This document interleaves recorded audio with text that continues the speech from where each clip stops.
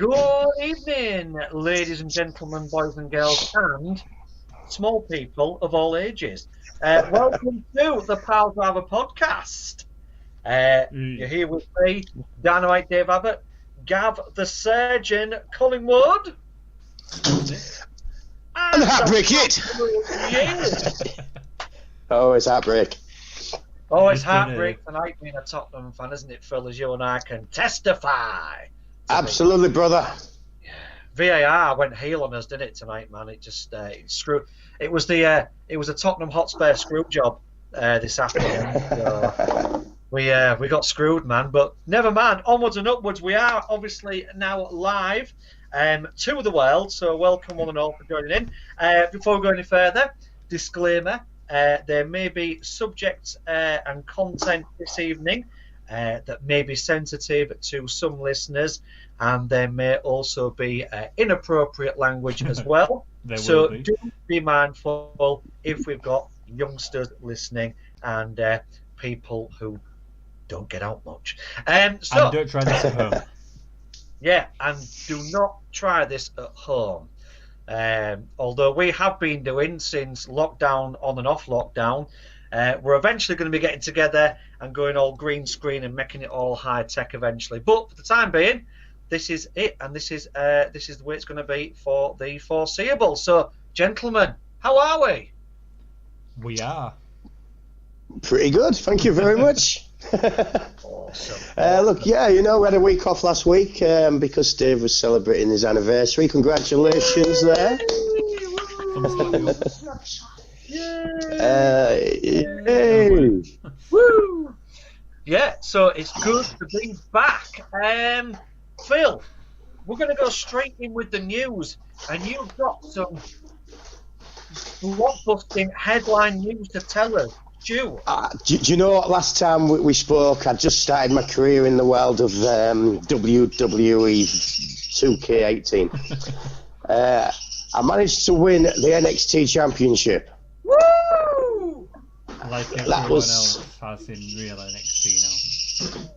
Well, I had a few feuds, this and that happened, and I'm now part of the Raw roster. Oh, God. I've been promoted to the main show. That is not the main show. That is part and of the I main show now. And I am, looks like I'm starting a feud with Seth Rollins. So, look out for the name, the Heartbreak Kid. Dom Mysterio all over again. Oh, onwards and upwards. I keep continuing, though. I keep cheating so I don't lose. Congratulations on winning the NXT title. If Vince has got anything to do with it, you will drop it for the next show.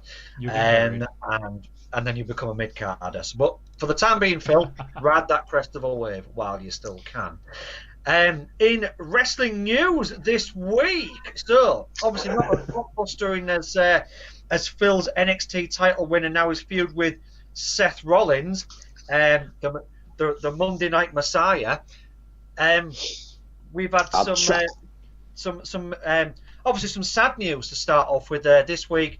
Piledriver podcast is sad to learn of the passing of Joe Laurinaitis, better known to wrestling fans all over the world as Road Warrior Animal, one half of the Legion of Doom, who sadly died this week at the age of 60. Gents, your thoughts and memories on Road Warrior Animal?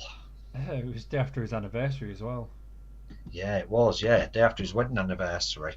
I think my biggest memory of the Legion of Doom was the feuds that they had with my favourite tag team of that era, Demolition. They just had it all, the full gimmicks, the bells, the whistles, they were great on the mic, and it just made for some awesome feuds. And also remember their motorbike entrance, Legion of Doom, at SummerSlam 92 as well, when they donned black and white attire, well before NWO used those colours. So that's my memories of Legion of Doom, guys. I don't know if you've got a favourite memory of any half of the Legion of Doom or them as a tag team. I think I was going to actually mention the SummerSlam 92 thing, and when you did, I was like, oh, great, thanks, Dave. That was what I was going to say. However, I remember him coming in and feuding with Demolition. I think it signalled the end of Demolition, really, because a lot of people even now say that Demolition was Vince's answer to the Road Warriors, that they were called at the time. But I didn't know them as the Road Warriors. I didn't know WCW or NWA Wrestling or anything like that then. To me, it was just WWE. I've not moved it. He's lost his trail of thought, hasn't he? Sorry. Distractions always for me. It's difficult. But I do remember him coming in, and I remember that awesome finishing move that they did together, where I believe that Animal had him like on his shoulders, and Hawk absolutely tore him to pieces off the top. That was a devastating finisher. So I'll chuck that one in, I think. Was it the Doomsday Destroyer? I think it was. I also mentioned the manager, and I loved the entrance music, and you know when they got on the microphone, I think it was Hawk that did it. It was...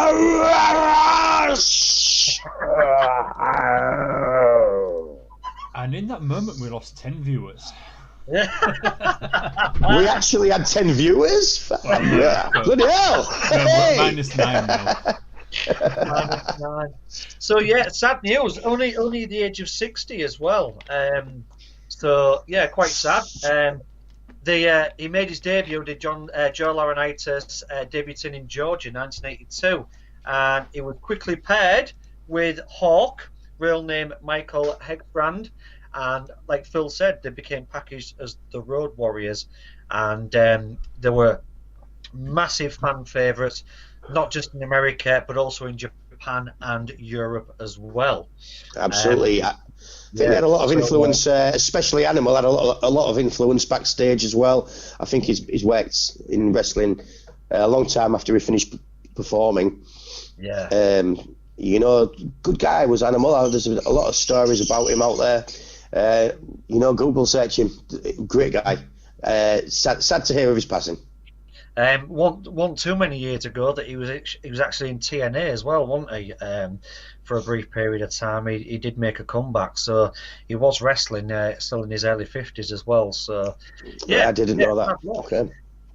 Also in news this week, Chris Jericho versus Retribution. That's so an easy match. yeah. So TBar, aka Dominic Djokovic from NXT. Jobberpitch. Is it? Oh god. It can't be Dominic Jobberpitch, can it? That's his name, Dominic Djokovic. Oh, Djokovic is Jobberpitch. That's all they're going to be after this. I like that better. Give it 6 months and he will be a jobbing bitch. Yes, he will. And, so Jericho and TBar have been trading insults and jabs at each other on Twitter because Jericho wants them to explain why this rebellious group have now got contracts. So TBar hit back with a reply saying that Chris Jericho's band Fozzy were one of the contributors to a COVID outbreak in one of the last gigs that they did in America, which bit dark and sort of slightly unfounded. And moving on from that, can I say something? Yeah, I want to add on to that as well. Sorry. I do believe CM Punk also had a little bit of spat with Ballbag or T-Bag. Sorry, T-Bar. Ballbag Jobberpitch. Sorry. Oh, God. CM Punk said, now can I just get something straight? Is T-Bar the one that's trying to sound and look like Bane? Yes. Yeah. Right. Well, CM Punk... Yeah. AliExpress Bane. CM Punk said, what's his mate called? Stupid bloody name as well. But I can't remember. He's got a mate, and he says, why does this mask look like a paper plate with fucking holes cut out of it?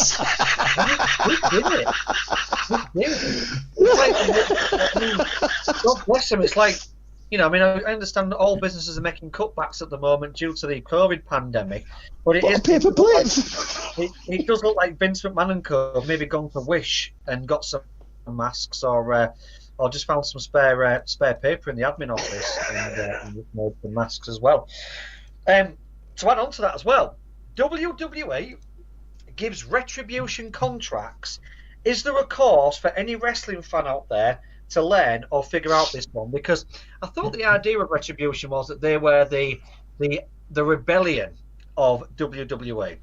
Now, if you're on the outside of the tent pissing in, surely you're not going to get a contract. But anyway, TBar, thankfully, has cleared that up for us. So TBar tweeted, and I quote, WWE offered us contracts because it was financially cheaper than all of the security guards we kept injuring. We signed the contract to pay for our hired guns to do our dirty work. Our goal is still to destroy our current employer, WWE. Well, they're doing a good job of destroying themselves, really, so it's not really hurting, is it? Oh, I don't get so there we are, guys. So if any wrestling fans confused, that's the goal. That's the end game. Can I add some random points there? So they took a contract with the company they're trying to destroy. Yeah. Right. So they're taking money from them because it's making it cheaper for them than having to pay for the security guards. Surely it's the opposite of what they want. Surely they want to cause more cost. Yeah. Well, not according to TBar. Apart from being convoluted as fuck, that is stupid. I don't think Ballbag's got much business acumen. It does get better. I completely quote. They think if we are under contract that they can contain/manage our chaos, but they will be unsuccessful. Stop overthinking literally everything. TBar also stated, and I quote this, "I'm going to bed. WWE, you are a vile and wretched entity consumed with greed, and we will destroy you and your disgraceful superstars with our hellfire. I'm opening comments on this one. Have at it. Good night. #Retribution." Wow. I've actually seen some video out. Apparently, he's cousins with Skeletor. Yeah. Is that real Skeletor, or is it wrestler guy? I forgot his name that wears a skeleton costume. It's that really bad one out of the Dolph Lundgren film. Oh, that one. Parker or LA Parker. Yeah, that's right. But even though, like, there's like three of them. One died. Yeah, that's right. Yeah. So there's been too many of them. But yeah, but in fairness to Skeletor, though, he's still got a better gimmick, and he's got his own mountain that's shaped like a snake. So, and also as well in news, give the kid a break. So, long-time WWE producer Billy Kidman returned to work for the company this week.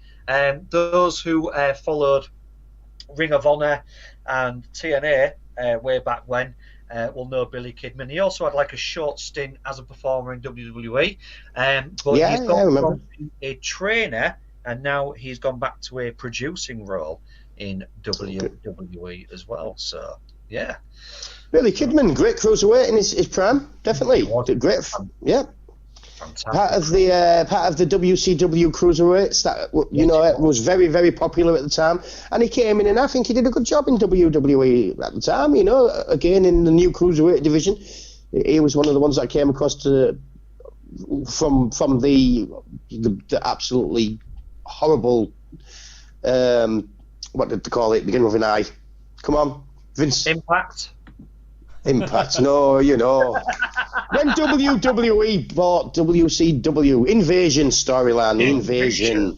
Yeah, it could have been so much better. With about 3 mid-carders, yeah. It was never going to work. No, never going to work. Never going to work. No. But hey ho, so at least he's back in the producer's role now, which is all good. Any other news that you guys have picked up from this week? Well, did we mention it pre-show? Have we mentioned it now about The Rock and Roman Reigns? Yeah. Let's do it, Phil. Big news, isn't it? So The Rock is going to come back and face Roman Reigns at WrestleMania. Allegedly. That's the news that I've heard. Allegedly, yeah. He'll try and put Roman over, I'm sure. Because the cousins, aren't they, or something? I don't know. Vince loves Roman. Everybody wants everybody to love Roman. Apparently, the fans don't really love Roman. Here's a gremlin. And Deadpool. Deadpool, do you like Roman Reigns, Deadpool? I'm not sure. Do you know what? I think Roman now is getting more props for being a heel than what he was as a face. Think he needed that change? I think so, and I think SmackDown needed that change as well. I think. Remember when The Rock came in as a bit of a blue chip, and everybody hated him, didn't they? Rocky Maivia hated him. Everybody hated him, and it took him to become a heel before he got popular as a proper big baby face. Absolutely, and I think it's inevitable as well that Reigns will eventually turn face at some point. It might be after the WrestleMania moment. We don't know, do we? But yeah, we can but speculate. But yeah, there's going to be a lot of family feuding. I'm expecting some cameos from Rikishi, with him being the papa of the Usos.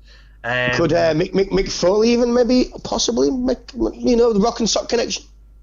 Maybe so. Yeah, I mean, I would imagine comedy effects part of it. Well, if they can get fans into the stadiums by then, I think WWE. Yeah, I think WWE will throw everything at that WrestleMania to compensate for the pay-per-views that they haven't been able to throw everything at. So, yeah, it won't surprise me if we've got a lot of cameos from people like Mick Foley, Rikishi, and obviously another family member in Rikishi, yeah. God forbid Scotty Too Hotty as well. But we can speculate. They will definitely not be involved. No, sadly not. Sadly, Grandmaster Sexay will not. But his papa, Jerry the King, may be involved in something. That surprised me when I found out he was his dad. I know, Jerry the King Lawler. I knew that back in the day. I don't know where I heard it, but yeah. So, guys, are we ready to go into tonight's main event? There is one more bit of news. Sure. The COVID breakout at AEW as well. Yeah. Do you want to give us some more news about that, Gav? Brian Cage, he's out with it now. I've forgotten his name. Number one contender with the long red flippy hair. Lance Archer. That's the one. He's got it as well. But Taz has avoided it, even though he's had time with both of them.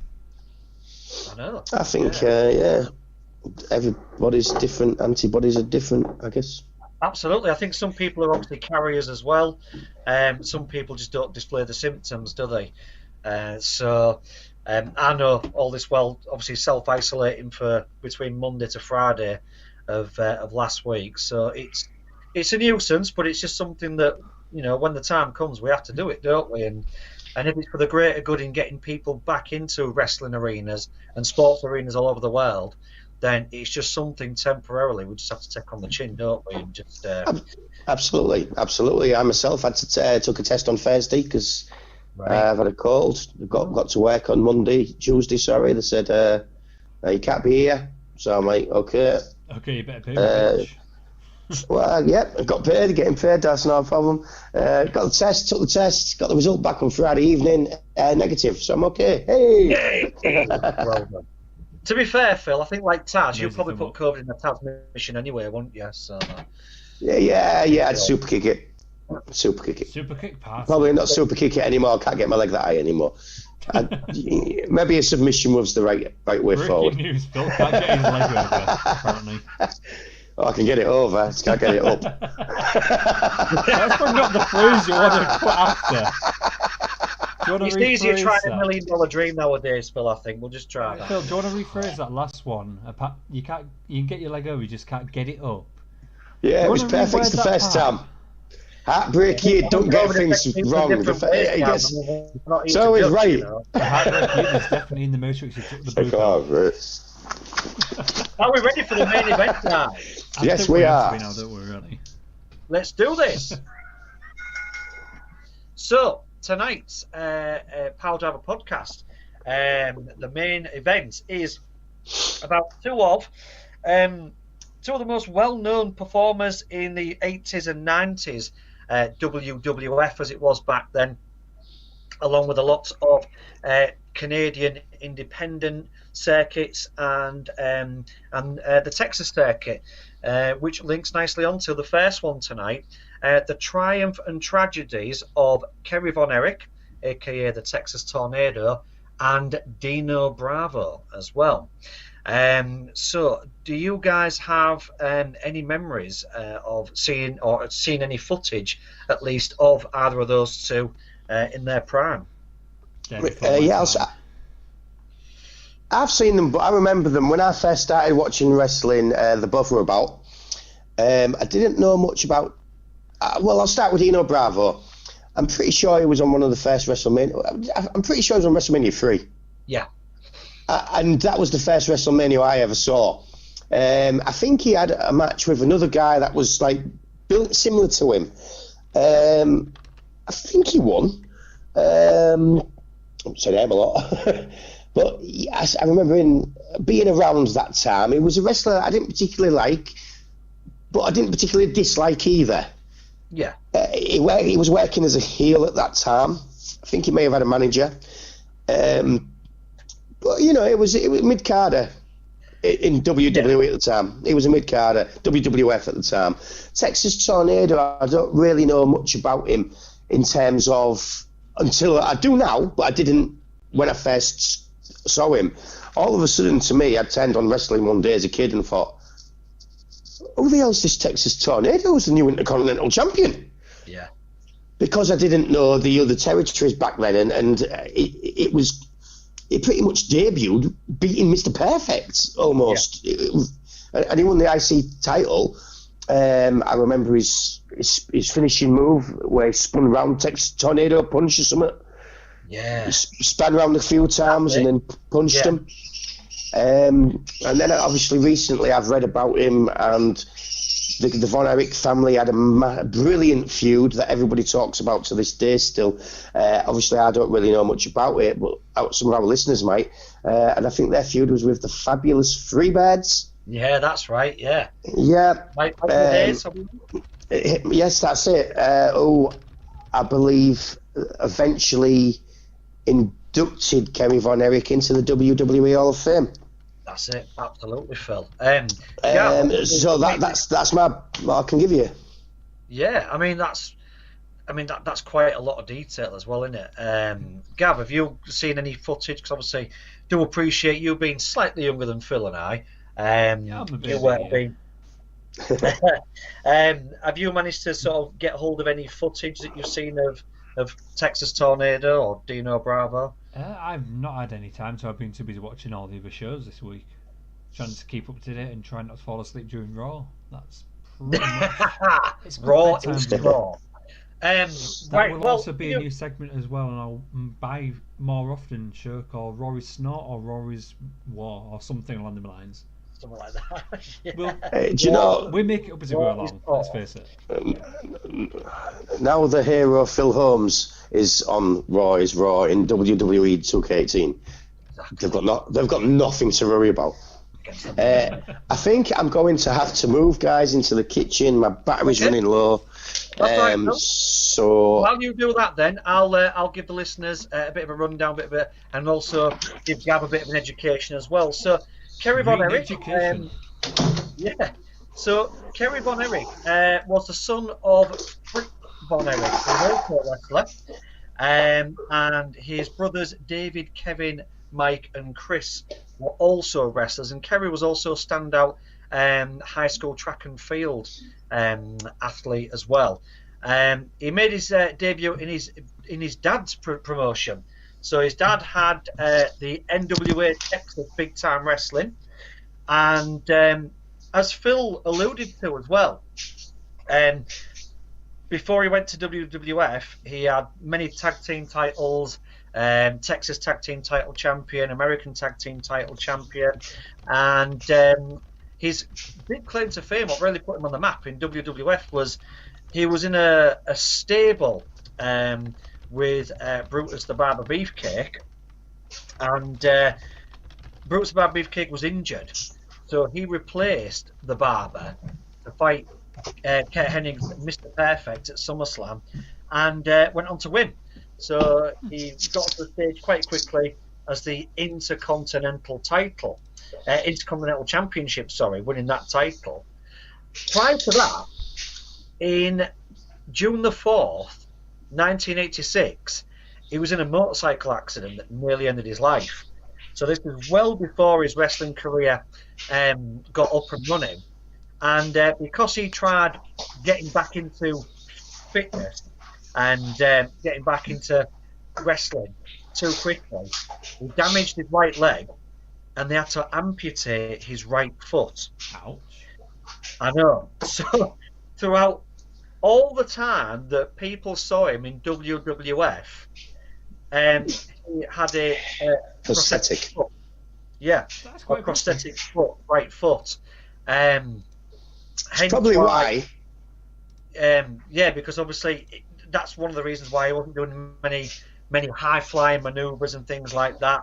And obviously his finisher had to be something waist and above his finishing move, hence the Texas Tornado spin.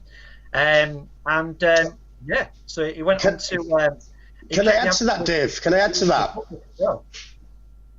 If I can just add to that with the prosthetic, body part. It was top secret at the time, and he even used to shower in his boots just so that nobody knew. Yeah. They could have so good advantage of it as well. He could have used it as a weapon as well. Just take it off and whack him over the head with it. Apparently, his foot did come off in one match. I did read about that today as well when doing my research. Yeah. But the fans didn't. It was dealt with so cleverly and quickly. Apparently, nobody noticed apart from his opponent. Yeah. Who probably fell over laughing their ass off. Yeah.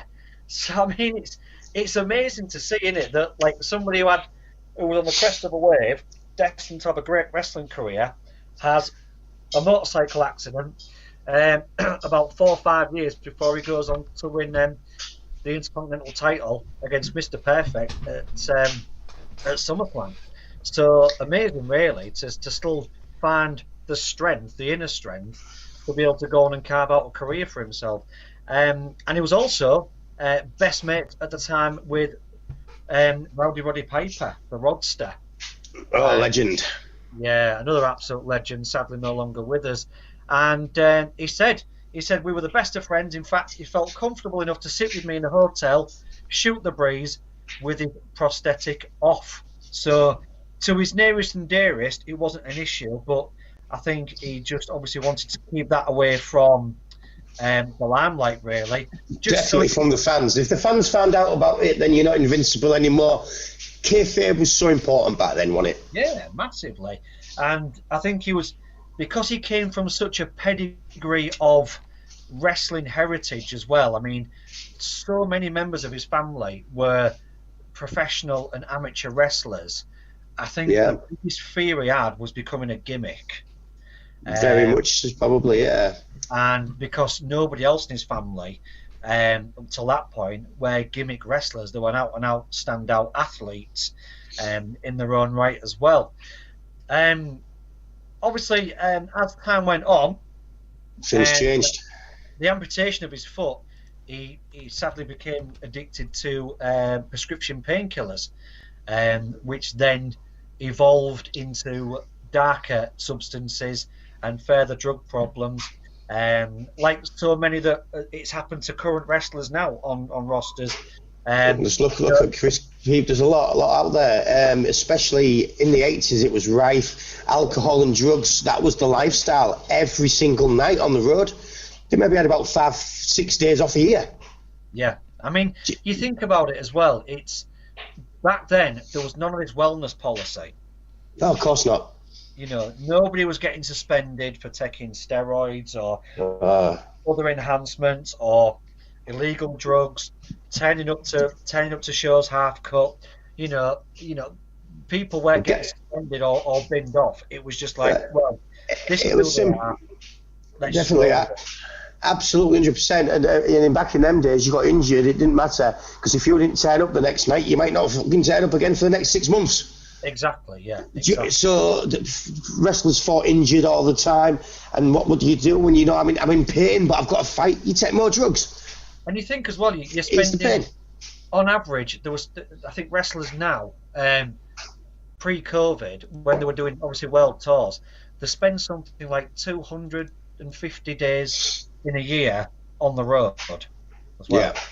So you're spending far more time away from your family, like literally away from family and friends, than what you are with them in your career. So it's a lot, and people find their own ways to cope with it, don't they? And during this time as well, Von Erich was arrested twice.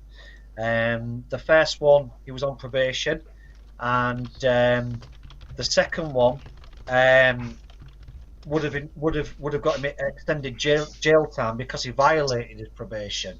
But sadly, it wasn't long after all this that he committed suicide, and he shot himself in the heart with a 44 caliber pistol, and that was on February the 18th, 1993, and it was in his father's ranch as well.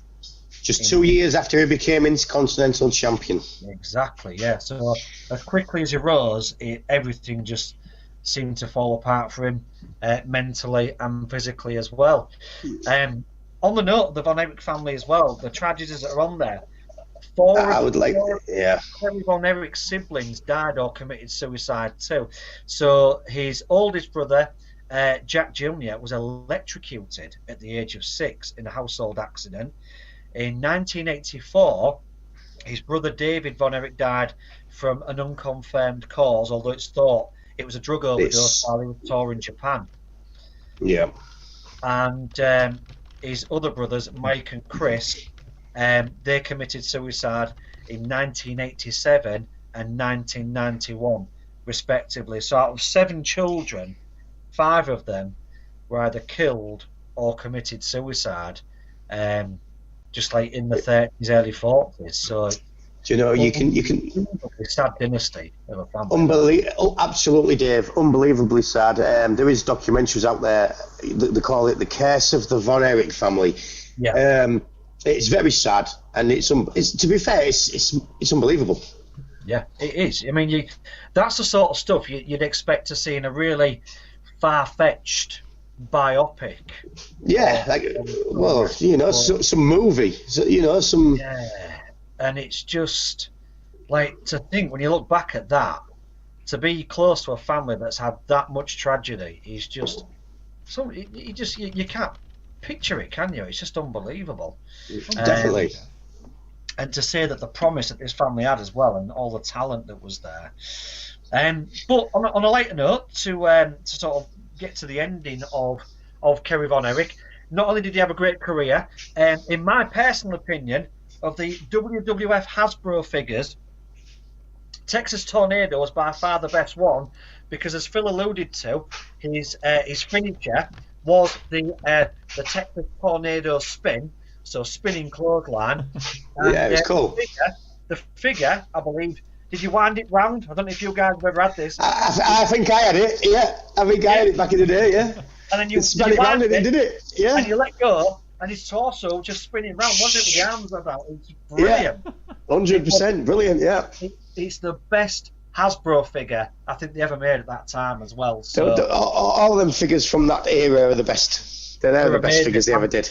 I'm starting my collection of that at eBay as we speak. So I'm. I might have to join you eventually. And then when we get the green screen in, we can put them all like on the green screen and stuff like that as well. Like, so, yeah. Sounds like a plan.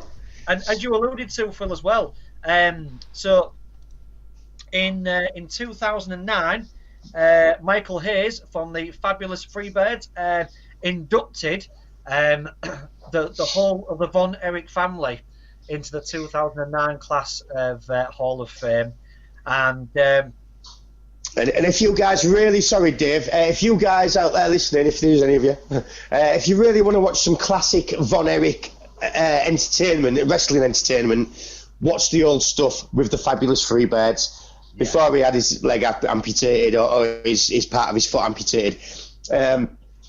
Watch that stuff, because it's known as one of the biggest and best rivalries ever in pro wrestling. And at that time as well, it wasn't really sort of gimmicky based. It was just athletes just taking each other on. It was just a spectacle, wasn't it?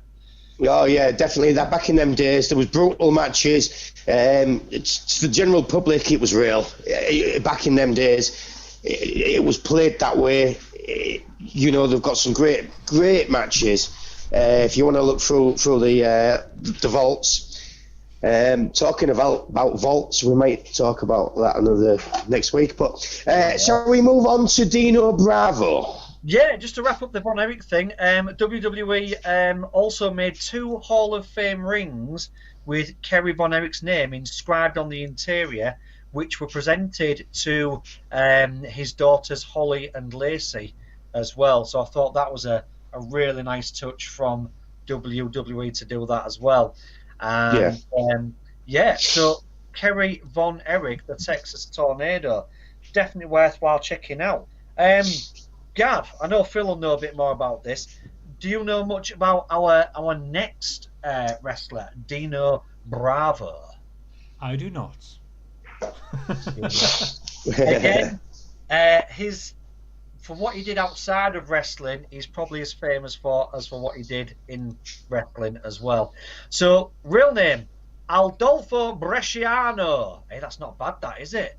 My Branzo Italian accent there coming to the forefront. I like that. Branzo Mafia. Yeah, the Branzo BHE Mafia.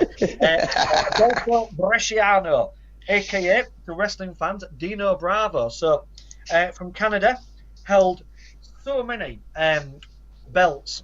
Canadian International Heavyweight Champion, NWA Canadian Champion, NWA Mid-Atlantic Tag Team Champion, WWF Tag Team Champion as well. Yeah. And here's one for a pub quiz.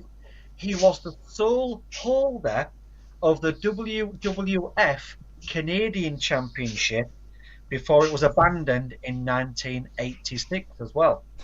A year before I was born. Yeah, it's the one and only holder of the WWF Canadian Championship as well. Yeah, well, there you go.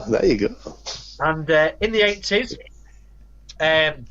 Bravo and King Tonga, who you guys might know as Haku. Yeah, I know Haku. I remember Haku. Yeah, they formed the tag team for a while, and here's another claim to fame involving Hulk Hogan. So Bravo was scheduled to headline a card against Hulk Hogan in 1986, but the match was cancelled on short notice, with Bravo leaving the company shortly after. The rumor was that the company did not want the Montreal crowd to cheer Bravo over the up-and-coming Hulk Hogan. Hence why. A familiar thing, isn't it? Well, you can understand that, I get that. I wonder who else was involved in the backstage politics. It's a puzzler, brother. But yeah, so and moving on from that as well, he wrestled following a WrestleMania 7 loss to the aforementioned Kerry Von Erich. He wrestled less frequently and retired in 1992 from wrestling altogether after a European tour with WWF. Now, the most shocking thing about Bresciano was that he was related to a mafia crime leader in Canada, and then he ended up working for them, the Catroni crime family, and obviously being related, he knew obviously a lot of what was going on, almost like a kind of family business, very, very high-ranking Canadian, Italian mafia group. And on March the 10th, 1993, Bresciano was found shot dead at the age of 44. He was hit by 17 bullets in the head and torso at his home in Quebec. And allegedly this was down to illegal cigarette smuggling in Canada. And even to this day, his crime is still unsolved. So no one has ever been arrested and charged in connection with the murder of Dino Bravo as well. Happens a lot of time in if you're married to the mob. Absolutely. So there we are. So again, another fantastic career. Like Phil said, not the main eventer, not the guy who you'd headline your WrestleManias and expect to win your Royal Rumbles, but nevertheless was predominantly a heel throughout his time, and he was managed by Classy Freddy and Mr. Fuji. Was it? No, yeah, yep, okay, Mr. Fuji. Mr. Fuji, yeah. Right, I'll add a bit more, Dave. I'll add a bit more. Sure. Guys, Dark Side of the Ring. There's an episode about him. Yeah. Yes. I have seen it. I can't really remember it in detail, but I know it's good. All of them episodes are good. Catch him. TV show. Really. Yeah, yeah. Have a look out for it. There's a full episode dedicated to Dino Bravo. I'm going from memory, so I might be wrong. WrestleMania 3 was the first time I saw him. I think he might have fought somebody called Don Morocco. Ah, yes, it was. Yes. Now, one of them, it was like a full Nelson match or something, or some kind of submission match. I'm sure one of his moves was the full Nelson. Now, it's one of the Heartbreak Kids moves is the full Nelson. You can't skip from the full Nelson. So, I've got a lot of respect for Dino Bravo in the ring, but I would say, guys, don't commit crime, don't get in with the mafia, because you probably end up with 17 bullets in your head and torso. And don't smuggle cigarettes. Sound advice, kids. Sound advice. WWF, I'm pretty sure, marketed him as the world's strongest man at that time. Dino Bravo. There is footage, Phil, now that you say that. At the Royal Rumble, there was Dino Bravo's bench press challenge. There, I see. I've got my memories starting to work a little bit, you know. The bits that I didn't research today, I've got a bit of memory. It's going quickly. The older I get, like...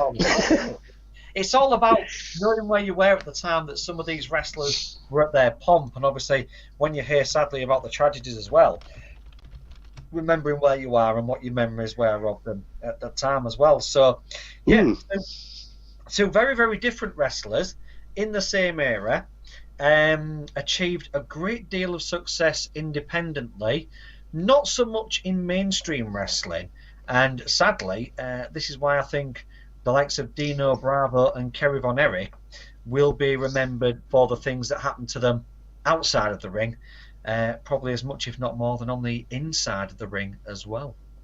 Definitely. Two tragic stories that could have been very different. Very, very different. Gab, anything to add on what you've learned from those stories? Just a more humorous note. I thought you had, when you said SummerSlam, I thought you said Summer Flan. And that's going to be all paper. Got some strawberries and raspberries on top. A few blueberries. I'm going to make the logo tonight, because that is such an... It's just perfect. Summer Flan. Summer Flan. That's going to be our pay-per-view. Can I make it crude and call it Summer Flange?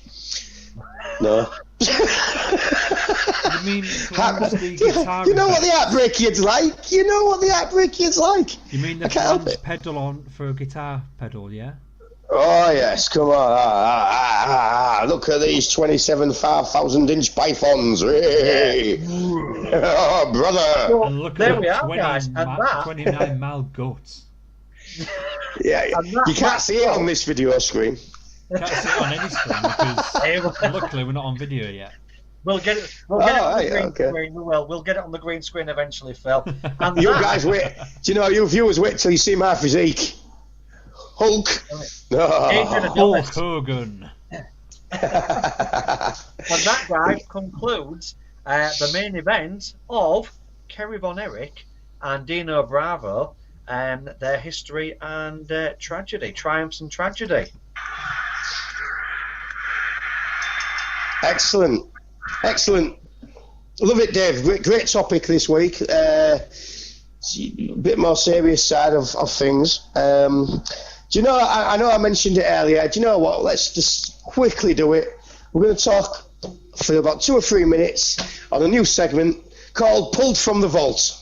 Yeah. Now, Pulled from the Vault is going to be, each week we'll quickly spend 2 or 3 minutes talking about one particular pay-per-view from the past.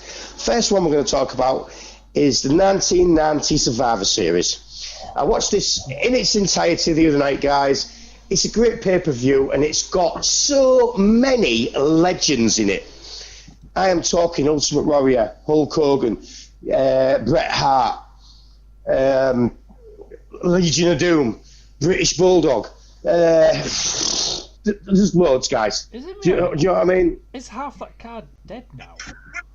I think it is. Yes. When you look at it, it's Legion of Doom team up with the Ultimate Warrior and Texas Tornado. Yes. The full team's dead.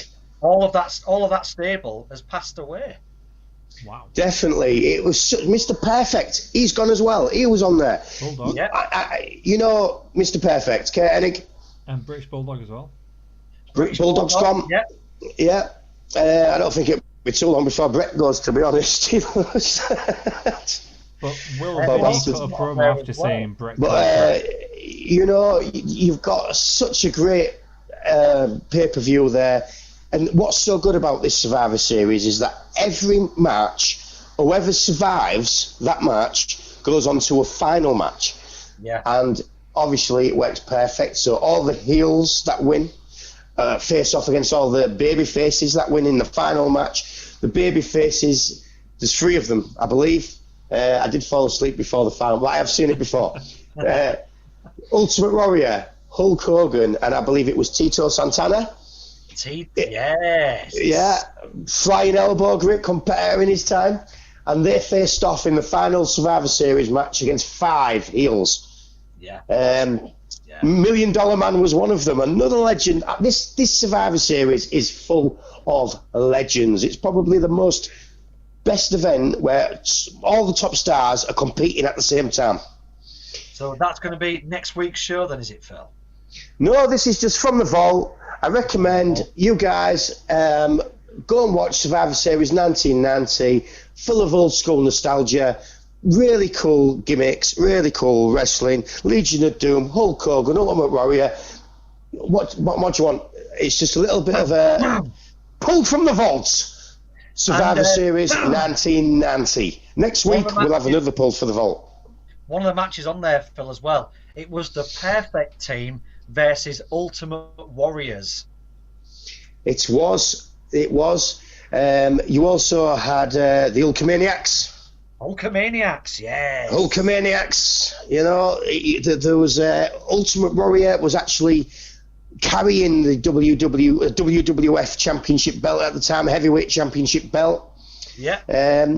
But it's the roster for that particular event is so enriched with all of the top personalities from late 80s, early 90s wrestling. It's just the one pay-per-view that pulls them all together for this great spectacular, and I don't think Survivor Series has ever surpassed that point. It is the best one. The best one I've ever seen. Yeah, it's superb viewing. It's so fun to watch, and it follows exactly what Survivor Series is supposed to be. Exactly, yeah. It's elimination matches, yeah.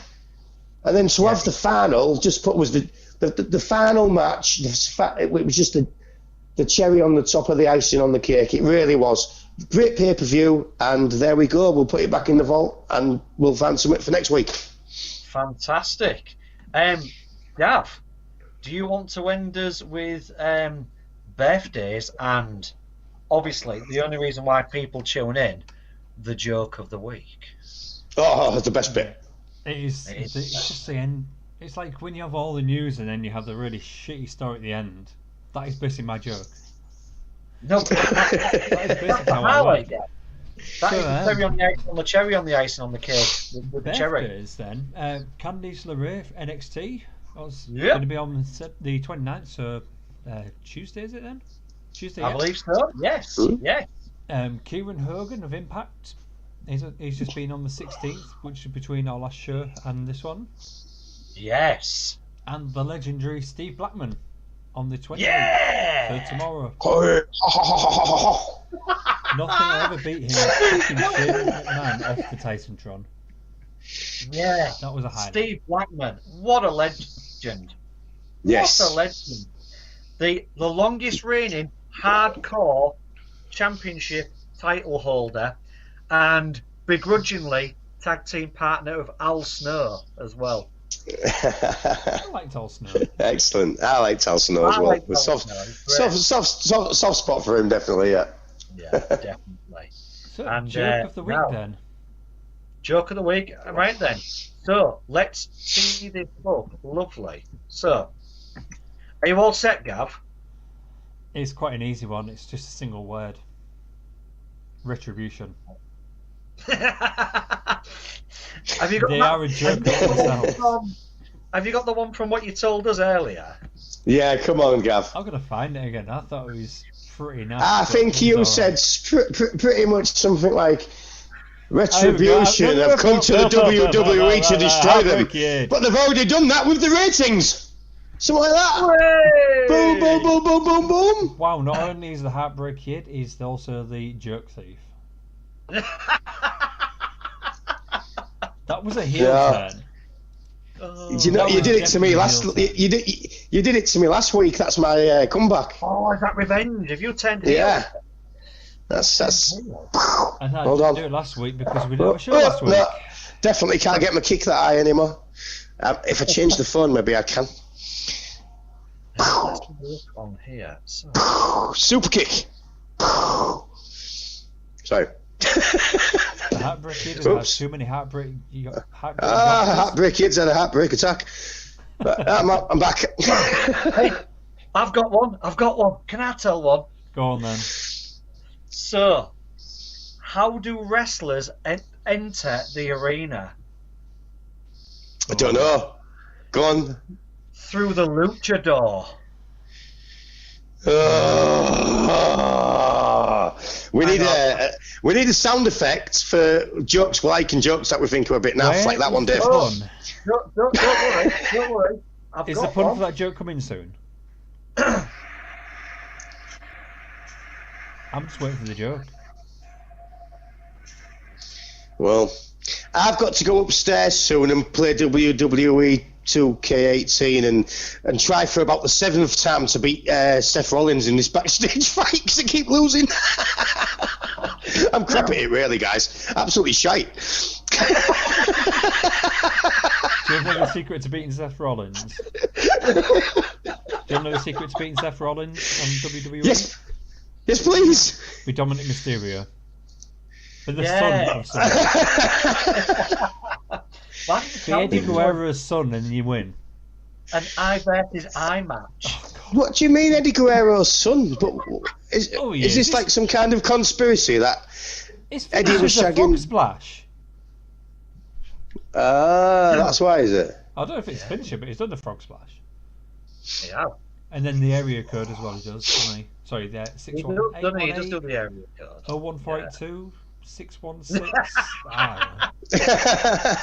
444 1482. Yeah. 555. Okay, it's all fictional. Hey. Gav, going to give you an opportunity. We've got another minute left. Have you got a joke that you want to tell our wonderful audience? Come on, Gav. I'm on the Come on, Sergeant. I think Retribution is just a joke. The fact that they've come in to destroy WWE and they're on contract to them. Yeah, you are contracted to destroy us. But they've ruined the ratings. Okay, real quick. Who's leading next week, me or Gavin? Gavin, are you doing it? I can do. I've got to think of a subject, so that'll be on the Facebook page sometime. If you can, give a choice of two, and I'll put it out on a poll. Pearl. A poll on Facebook. Yeah. With their Hull accents to convert down road. Okay, so give a couple of things on there, guys. Right then, Is our it's Pearl on Facebook Facebook a skeg? Yeah, give it a skeg. Give it a skeg, mate. Let's have a skeg. I know, skeg not at the bombshell. podcast down road. Right then, so guys, it's been awesome. Serious topic tonight, but I think we've wrote it out well. and looking forward to people's comments and views on it. Spread the word, share it as many people as you can, and get them to like the Piledriver podcast. And like I say, there are going to be some new things coming afoot in the next next few weeks, couple of months, and we'll update you all with the news. So, guys, excellent. God bless, all the best, and same bat time, same bat channel next week. And see you on the Spot on, guys.